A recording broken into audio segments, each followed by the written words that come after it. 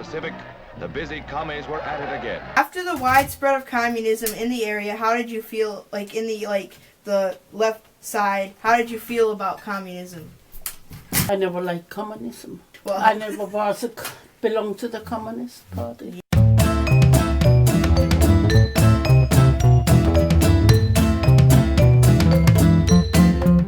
The Berlin Wall. It will forever be a part of our history, ingrained into memory. It was a symbol of the true motive of communism, the power. If they could control the people, they could get their fill. This wall was also a symbol for this little thing called the Cold War. It was a little term coined by this American author named Walter Lippmann, who was famous for his political writings. During the early days in the Soviet Union under Stalin's ruling, he would be very harsh and merciless. He lived off the fear in people. He liked showing who was in control in a way. Anyways, back to the wall. The Berlin Wall was not the first attempt at splitting up Berlin after World War II. It was at first in 1948 that a few soldiers built up a small blockade. It was built June 24, 1948, and on May 12, 1949, it was taken down. However, it was not over. As families were waking up on August 15, 1961, they were not prepared for what had happened. Overnight, this long wall was built, splitting apart East and West Berlin. Not only did it split up the sides, but it split apart friends and family from each other. This brought upon hurt and, most importantly, tension. It blocked off the ideas between East and West. From that point on, the people on the communist side were blocked off from any experiencing of any encounters with the Western world, in any Western life at all, and they were taught to live in fear. There were many rules: no looking into people's eyes or crossing the street wrong, or any kind of jaywalking at all. You may end up being arrested. It was like living in a 1984 Orwellian world, but this was real life for East Berliners. As Orwell would describe it, war is peace, freedom is slavery, and ignorance is strength. That was what the Soviets propagated by their actions and control. It also seems logical that there would be propaganda from every side. Here's some from both sides over the years.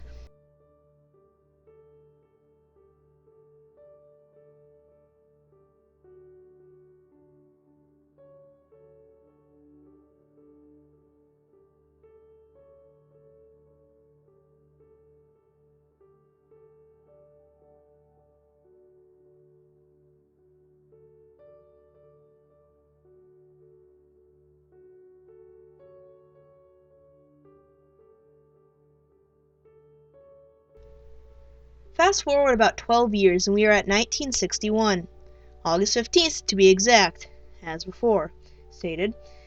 The East German army had built not a blockade, but a whole large wall, approximately 27 miles long in one night. And it was tall enough that just climbing it wasn't the easiest task, especially with the smooth surface it was built of. The East German communists and the capitalists in West Berlin just did not mix well at all.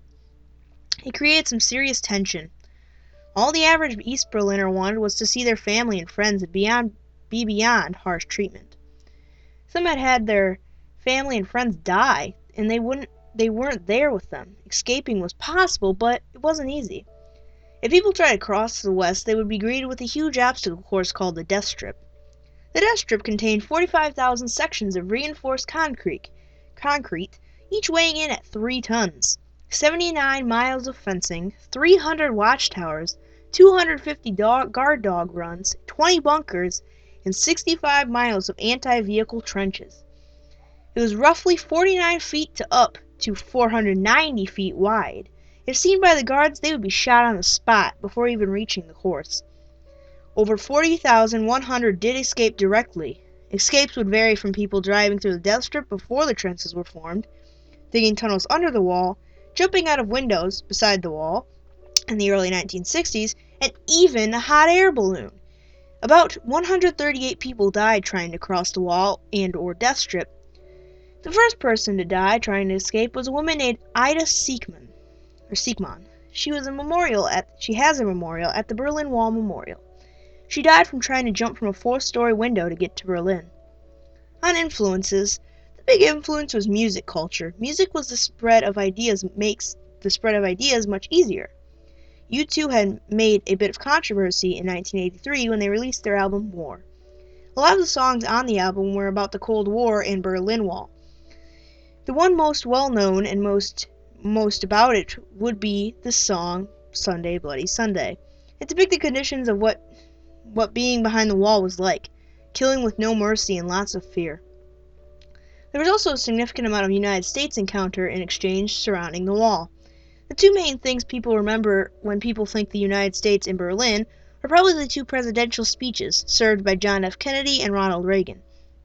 John F. Kennedy's most famous line from his speech on June 26, 1963 is, Ich bin ein Berliner, meaning I am a Berliner, roughly in German. Some people assumed he was talking about a jelly donut, but that is a myth. In that particular part of Germany, it roughly means Berliner. 2,000 years ago, the proudest boast was Civis Romanus Sum. Today, in the world of freedom, the proudest boast is Ich bin ein Berliner.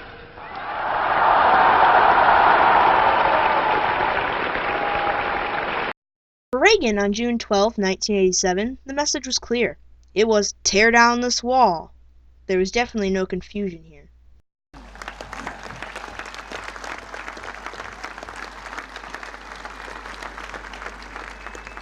But today I say, as long as this gate is closed, as long as this scar of a wall is permitted to stand, it is not the German question alone that remains open, but the question of freedom for all mankind. For me, what I learned was that the truth had to be somewhere in between. Here was a lack of exchange in conversation between our two philosophies and our two nations. And it was so clear that what the East Germans were being told on one side of the wall and what West Germans and Americans and such were being told on the other side of the wall was about 180 degrees apart. And that really the truth had to be somewhere in between. I don't know who wins. You just get along with the everyday daily life. You just keep going, you know. Russian took certain part of Germany, Berlin. Yeah, I think so. And they ruined. When the Americans came in, everything stayed intact. Nothing got ruined. Everywhere the Russian went, they tore everything apart. The waterways was poisoned. The streets broken down. The housing, there was no money to build. Some of the houses in Berlin, after they left, so late, some of the towns look like still lying in the 30s. The farmhouses, nothing got the waterway. Some of the water was so messed up, the canals and everything. That did nothing, that ruined everything. When the wall came down, it was like a sigh of relief for most people. Like a weight was lifted. It took nearly 30 years for the reuniting to happen. The year of 1989. It was mainly brought down because of the fact that democratic capitalist countries were spreading farther east, and communists couldn't stay as large anymore. Communism was for the most part on its last leg. Of course, there are still communist countries today, for example, China, Cuba, Laos, North Korea, and Vietnam. They are just not to the same degree as the Soviets were. North Korea is the closest today to what the Soviets were. Some people still like the idea of communism, but as most would say, it's laid to rest over in the old East. There could have been many outcomes. For example, the wall could still be up today if it wasn't for the willpower of the oppressed people. I don't believe it would have been taken down otherwise. In order for there to be rebellion, the people need to be fully aware. Blindness never causes rebellion, and without rebellion there would be no freedom and civil liberties. The United States did it before as well. I believe when both parties were fully aware, that is where the flame started and what set off the fireworks. Why is the Berlin Wall significant to history? It didn't just change a map. It demolished the Soviet Union's ideals and changed an entire environment.